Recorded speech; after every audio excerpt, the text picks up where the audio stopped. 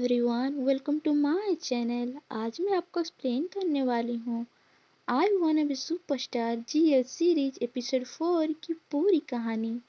तो चलिए शुरू करते हैं। एपिसोड की शुरुआत होती है एक एक्टिंग ऑडिशन स्टूडियो से, जहाँ वन यूंग और बहुत सारी लड़कियाँ ऑडिशन देने आई होती है। वहाँ सबको बताया जाता है कि आज का ऑडिशन एक हॉस्पिटल के लिए वायरल क्लिप का है और इस क्लिप में एक सीपीआर सीन दिखाया जाना है। इसीलिए यहाँ एक इंस्ट्रक्टर को बुलाया गया है जो सबको सीपीआर के बेसिक स्टेप सिखाएंगे ताकि एक्टिंग जितनी हो सके उतने रियल लगे। इंस्ट्रक्टर सबको हेलो कहते हैं और सब उन्हें हेलो बोलते हैं। फिर उनसे कहा जाता है कि वो डेमोन्स्ट्रेशन शुरू करे। इसके बाद इंस्ट्रक्टर सीपीआर कैसे किया जाता है उसका पूरा डेमो दिखाती है। वनी इस पूरे डेमो को अपने फ़ोन में रिकॉर्ड करती है और फिर खुद भी सीपीआर करने की कोशिश करती है। इसके बाद डायरेक्टर ऑडिशन के लिए पूछते हैं सबसे पहले कौन। तभी सब रेडी हो जाते हैं और सबसे पहले आगे आती है वनी। वो हेलो कहती है, लेकिन ये वही डायरेक्टर होता है जिसने पहले वन यूंग को स्टैंड इन का रोल दिया था और उसे बहुत डांटा भी था। डायरेक्टर हैरानी से कहता है, तुम फिर? वन यूंग जवाब देती है, हाँ, हम बार बार एक दूसरे से टकरा रहे हैं। इसके बाद डायरेक्टर कहता है कि ऑडिशन शुरू करते हैं और वन यूंग को पूरी सिचुएशन समझाते हैं। सिचुएशन ये है कि एक मॉल में कोई व्यक्ति अचानक गिर जाता है और वन यूंग एक हॉस्पिटल स्टाफ मेंबर होती है जो वहां से गुजर रही होती है और सीपीआर देने के लिए आगे आती है। वन यूंग डायरेक्टर से पूछती है कि ये घटना दिन के किस समय की है, तो उसे बताया जाता है कि ये दोपहर की घटना है, लंच के बाद। फिर वन्यूंग पूछती है कि मॉल कैसा है, क्या वहाँ ज़्यादा भीड़ है या कम लोग हैं।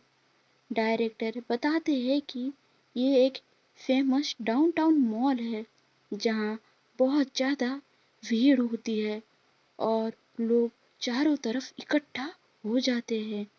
इसीलिए सीपीआर बहुत शांति से पूरी तरह फोकस होकर और प्रोफेशनल तरीके से करनी है।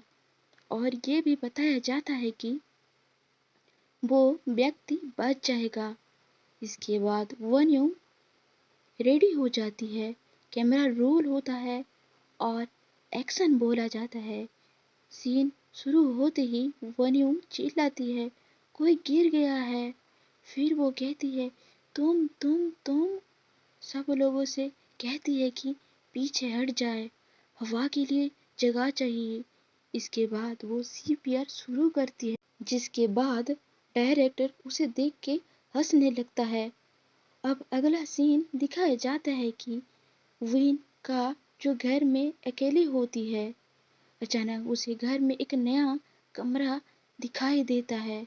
वो उस कमरे में जाती है और देखती है कि वहाँ बेड, किताबें और किसी का बैग रखा हुआ होता है। जैसे ही विन बैग खोलती है, उसमें से वन्यू के कपड़े और जूते बाहर निकल जाते हैं। विन गुस्से में कहती है, ये क्या है? इसके बाद वो सारे बैग उठाकर घर के बाहर डस्टबिन के पास रख देती है और नहाने के लिए बाथरूम चली जाती है। बाथटब में नहाते हुए विन मे के बारे में सोचती है और उसके फ़ोन पर कहीं गई बातें याद करती है कि बिन को बता देना कि अब मैं डाइवोर्स्ड हूँ और मैं अपना पुराना नंबर ही इस्तेमाल कर रही हूँ, अगर वो कॉल करना चाहे तो। विन अपने फ़ोन में मे का नंबर निकालती है, कॉल करने के लिए सोचती है, लेकिन फिर फ़ोन रख देती है। इसके बाद अगला सीन दिखाया जाता है जहाँ वन्यू रात को گھر واپس آتی ہے اور دیکھتی ہے کہ اس کے سارے بیگ کمرے سے غائب ہے۔ وہ کہتی ہے میرا بیگ کہاں چلا گیا؟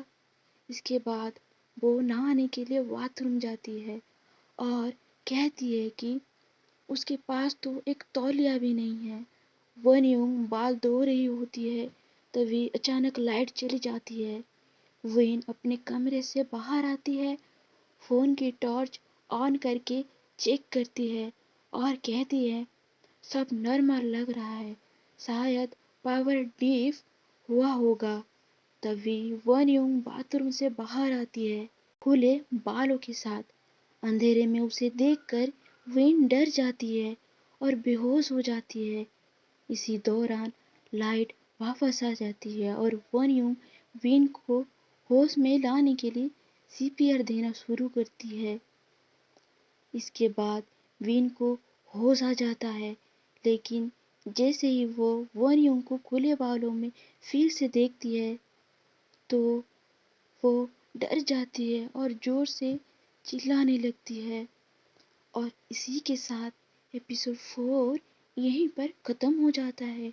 تو دوستو، اگر آپ کو میری ویڈیو پسند آئی ہو تو ویڈیو کو لائک کرے، شیئر کرے اور چینل کو سبسکرائب کرنا نہ بھولے۔ ملتے ہیں نیکسٹ ایپیسوڈ میں۔